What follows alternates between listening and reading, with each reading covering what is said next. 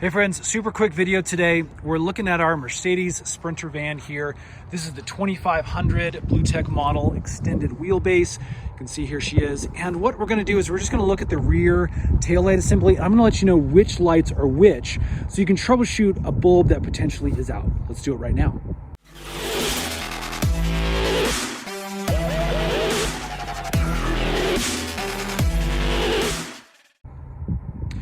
Okay, so again, very quickly as promised, let's go through these lights. The top one is the brake lights. All right, you can see we've got the brake lights tapped now, and that is what the top lights are gonna be. The lower ones down here, these are gonna be your turn signal blinkers. Okay, there's that turn signal in action.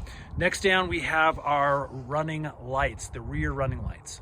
So from here, as soon as we turn these guys on, you will be able to see those rear lights.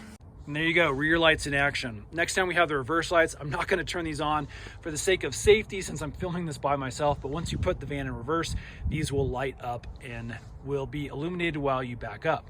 Right below this, we have the rear fog lights. Let me show you how to turn those on. Okay, back looking again at our lighting control.